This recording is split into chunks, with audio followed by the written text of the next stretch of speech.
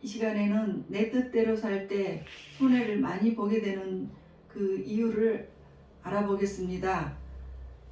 데살로니가전서 5장 23절에서 28절을 합독해 보겠습니다. 평강의 하나님이 친히 너희를 온전히 거룩하게 하시고 또 너희의 온 영과 혼과 몸이 우리 주 예수 그리스도께서 강림하실 때에 흠없게 보존되기를 원하노라.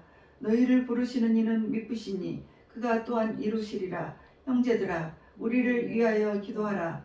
거룩하게 입맞춤으로 모든 형제에게 문안하라. 내가 주를 힘입어 너희를 명하노니 모든 형제에게 이 편지를 읽어주라. 우리 주 예수 그리스도의 은혜가 너희에게 있을지어다. 우리가 그 주를 예수 그리스도로 모셔야지 평강의 하나님이 우리에게 평강을 주시는 것입니다. 우리가 주님을 대적하면 하나님은 정말 무섭게 우리를 심판을 하십니다. 무섭게 하시기 때문에 심판의 하나님, 공포의 하나님이 되시는 것이에요. 하나님은 인간과 우주와 화평을 세운 것을 예수 그리스도를 통해서 세우셨습니다. 그래서 우리가 예수님을 통해서 그 온 인류를 구원받게 하셨고 모든 만물은 예수님께 상속을 하셨습니다. 그래서 하나님 앞에서는 주님을 사랑을 하면 하나님의 사랑을 받아요. 아버지의 사랑. 예수님을 미워하면 예수님의 미움을 받아요. 예수님께 아무 관심이 없으면 하나님도 우리 관심 없는 사람에게는 관심을 주시지 않습니다. 그래서 평강의 하나님이 하기 위해서는 예수님을 구주로 모시는 것이 포인트예요. 그렇게 될 때 하나님께서 우리에게 평강을 주시는 것입니다. 시편 91편 2절과 3절에서 보시면 하나님이 나의 피난처가 되시고 사냥꾼의 올무에서와 심한 전염병에서 건지신다고 말을 했습니다. 예수님이 우리 안에 살아 계시기 때문에 그렇습니다. 평강의 하나님이라 하니까 언제나 우리에게 평안만 하시는 걸로 생각을 하시면 큰 오해예요. 우리가 예수님을 섬겨야지 우리가 화목하게 되고 평강의 하나님이 되는 것입니다. 여러분은 예수님을 섬김으로 평강의 하나님이 되셨습니다. 여러분을 사랑하시고 여러분의 기도에 기울여 주셔서 여러분이 어떠한 어려움이 속하든지 어떠한 기도를 하든지 그렇게 이끌어 주시고 마음을 평강하게 해 주십니다. 데살로니가 교회에게 그 바울 선생님께서 우리를 온전히 너희를 온전히 거룩하게 하라 이렇게 했습니다. 거룩이라는 것은 하나님의 성품이에요. 하나님이 계시면 그 자리가 거룩해집니다. 하나님이 떠나시면 그 자리는 거룩해지지가 않습니다. 그냥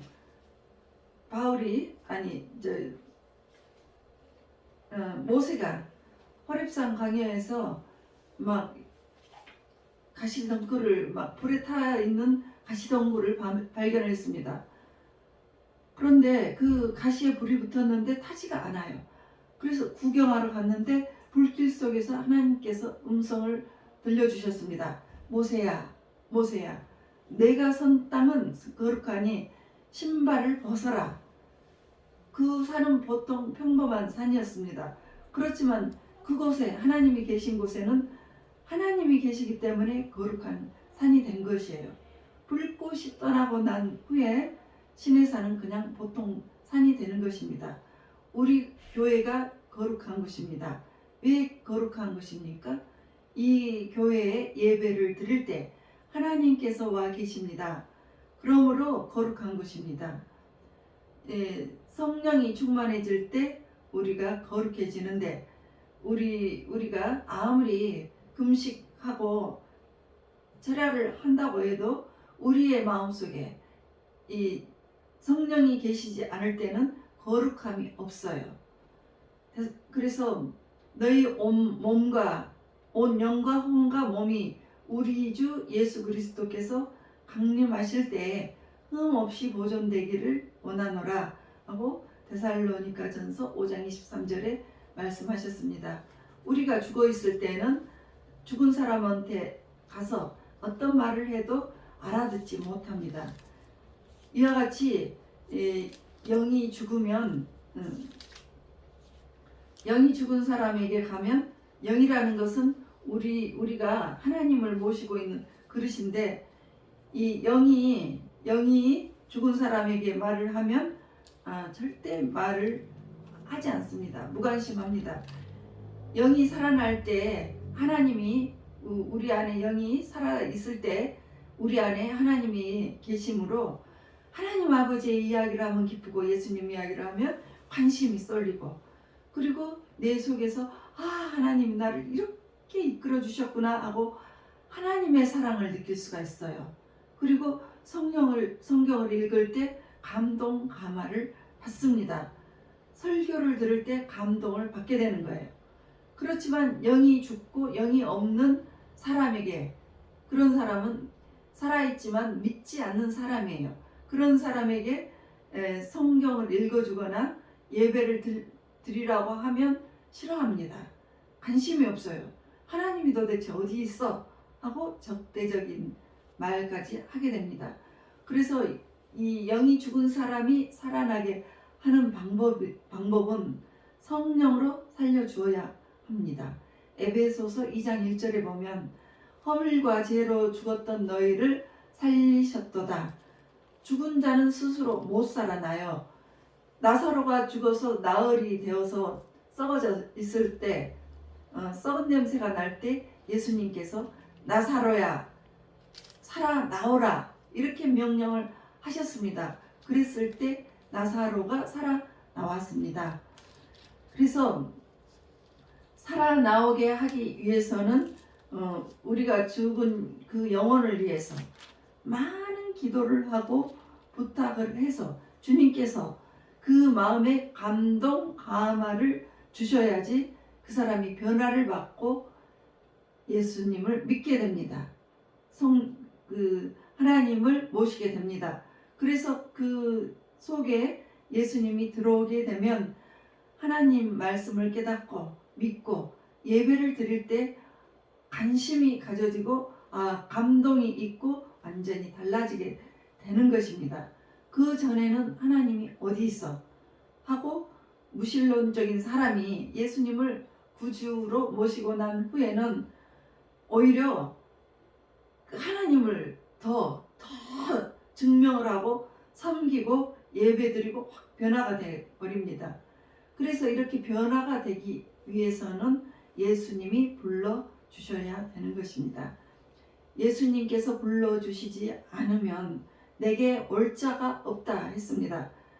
네가 나를 택한 것이 아니고 내가 너를 택하였다고 말씀하신 것입니다. 그래서 영이 죽은 사람은 절대 예수님을 믿지 않아요. 교회에도 나오지 않습니다. 설교를 들어도 반응이 없어요. 이제 아담과 하와가 범죄를 하자마자 영이 죽어버렸습니다. 그러자 하나님과 교통이 끊어졌어요. 그래서 하나님이 계신 에덴에서 쫓겨났습니다. 그때부터 1년은 이제 영이 없었습니다. 그런데 예수님이 오신 후로 예수님을 우리가 믿게 되고 성령님이 우리에게 오셔서 우리에게 오신 후로 하나님을 섬기고 성령 충만하면 하나님을 모시고 사랑하게 됩니다. 사랑할 수 있게 되었습니다. 그래서 죽은 영을 깨치는 방법은 우리가 맹렬히 그 사람을 위해서 기도해 주는 것입니다. 기도를 통해서 우리가 주님께 죽은 영을 이렇게 불러주게 해야지, 전도를 한다고 해도 그 영이 그 사람 마음에 살아계시지 않으면 믿지를 않아요. 그래서 기도를 그 사람을 위해서, 그 사람의 영을 위해서 기도를 많이 해야 합니다. 그래서 여러분들처럼 영이 살아난 사람은 예배를 드리고 그런 사람은 행운입니다. 왜냐하면 우리가 이 세상은 잠시 잠깐이에요. 강건해야 80이고 그 이후에는 심판이 있게 되는데 천국이 있고 지옥이 있게 되는 것이에요. 우리가 이 잠시 잠깐 누리라고 여러분의 모든 부귀 영화를 갖게 되고 또 배우자도 자녀도 주님께서 주시는 것입니다. 그렇지만 그 잠시 잠깐인 그 모든 세계에 집착하면 안 돼요. 왜냐하면 영원한 생명을 갖게 되는 그곳에 하나님께서 이렇게 말씀하셨어요.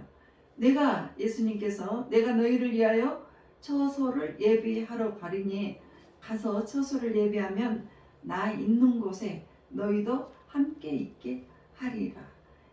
주님이 예비하시는 그 하늘나라에 우리가 가게 된다는 거예요. 그래서 우리가 마음과 뜻과 이 모든 정성을 다해서 예수님을 사랑해야 되는 것입니다. 그 외의 것은 우리가 잠시 잠깐 누리다가 가는 것이기 때문에 그것에 잠깐에 너무 마음을 빼앗겨서는 안 돼요.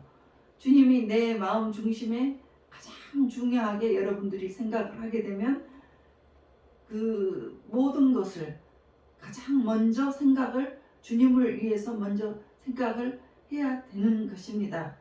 시간도 주님을 위해서 드리고 물질도 몸도 주님을 위해서 먼저 드리는 것입니다.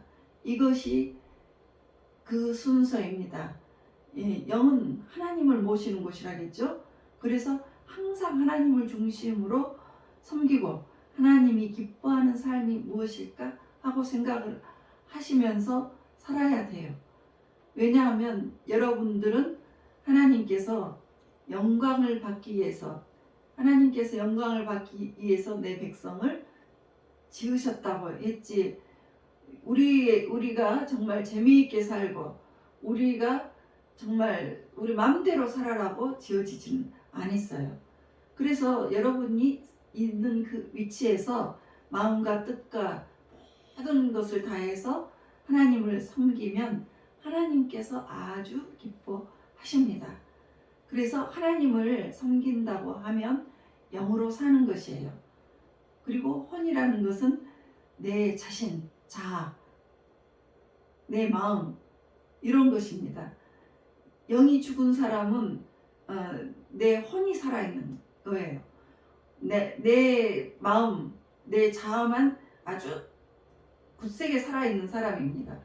그래서 무엇을 선택을 하고 어떻게 살더라도 내 뜻대로 살고 싶어 합니다. 무엇이든지 내 생각이 중요하고 하나님의 생각은 관심이 없어요. 내 생각, 내 뜻대로 모든 일을 결정을 하고 인본주의로 살게 됩니다. 그래서 그런 사람에게는 혼이 아주 살아있는 사람이에요. 그래서 이 혼이 살아있는 사람은 내 멋대로 내 뜻대로 사는 사람입니다.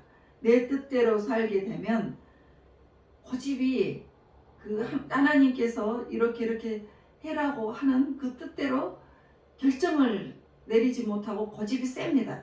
그래서 하나님의 그 깊으신 뜻과 씨름을 해요. 그 뜻대로 가지 않으려고 막 씨름을 해요. 야곱이 약복강가에서 천사와 씨름을 했잖아요. 그랬을 때 환도뼈가 부러졌습니다. 이 하나님이 하라는 대로 하지 않아요.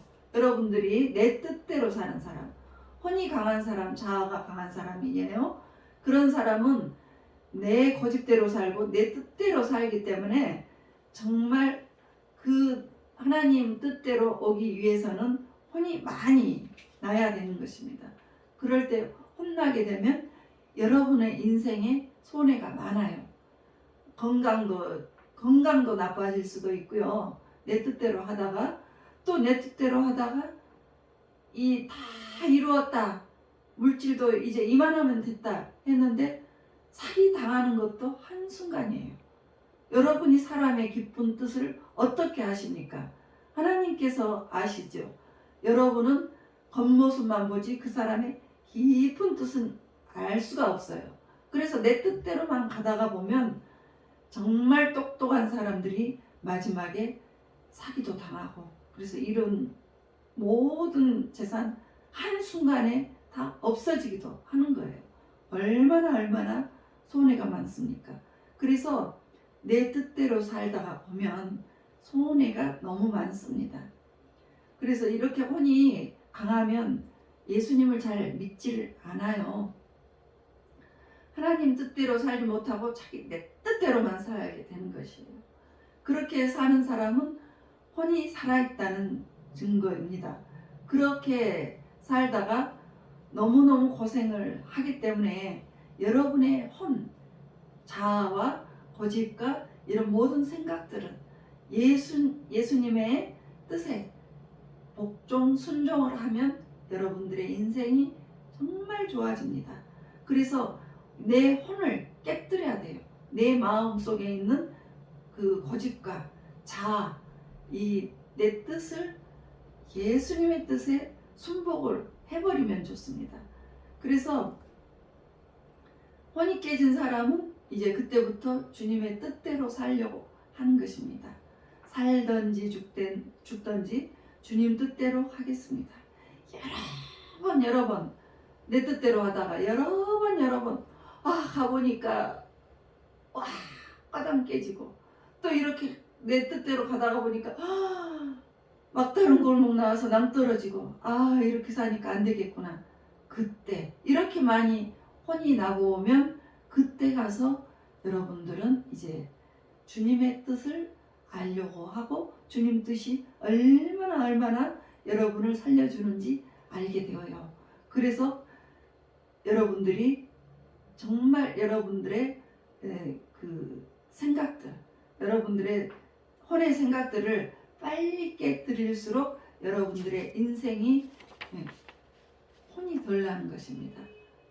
그리고 육은 우리가 보고 듣고 냄새 맡고 먹고 식욕, 성욕 이런 것들, 또 정욕적인 것, 탐욕적인 것, 이런 동물적인 욕망을 육이라고 합니다. 그래서 예수님을 이런 것들은 다 육이라는 것은 동물적인 욕망이고 혼과 하나님에 대해서 관심이 없어요. 짐승들을 봐보세요. 하나님에 대한 관심이 없습니다. 그래서 이 육은 제어를 당해야 합니다. 혼이 깨지고 우리의 육은 십자가에 못을 박아야 사는 길이에요. 우리가 내 혼이 내 뜻대로 살려는 것을 깨뜨릴 때 하나님 뜻대로 살다가 보면 정말로 여러분들의 그동안에 너무나 힘들었던 인생들이 다시 펼쳐지기 시작을 합니다. 그래서 내가 혼이 나도록 매를 맞고서 순종하기 전에 여러분들이 하나님께 미리 순종할 수 있도록 여러분들이 그런 사람이 되어야 합니다. 그리고 육체의 욕망은 죽일 수 있으면 죽일 수 있는데 죽이도록 하는데, 그것이 안 되면 많이 절제를 하도록 하세요. 육체의 욕망은 우리를 정말 막무가내로 밀고 갑니다. 도박을 한번 하게 되면 이 손을 자른다고 해서 도박이 끝나지 않아요. 이게 손 10손가락을 다 자르고 이 양손을 다 잘라도 또 발로 한다고 합니다. 이렇게 욕망은 우리를 밀고 가는데, 이것을 절제할 수 있게 하는 것은 영과 혼이 연합해서 맞게 해줘야 하는 것이에요. 그래서 이제 우리가 이렇게 예배드리고 성경을 이렇게 잘 풀어서 공부하는 것은 내 혼을 훈련시키는 것입니다. 그래서 그것을 이제 십계명에 어긋나는 것을 하려고 한다 하면 못하게 육체에 브레이크를 걸게 하는 것입니다. 그래서 아담이 처음 지음받을 때처럼 영을 중심으로 해서 혼이 굴복해서 살고 육이 순종하고 그렇게 살면 하나님께서 우리 삶 속에서 갚아줘서 우리를 아주 신령한 삶으로 살 수 있게 해 주십니다. 그래서 그렇게 신앙생활이 무조건 평화롭지는 않아요. 기쁘고 행복하지만도 않아요. 왜냐하면 이 기도를 하게 되면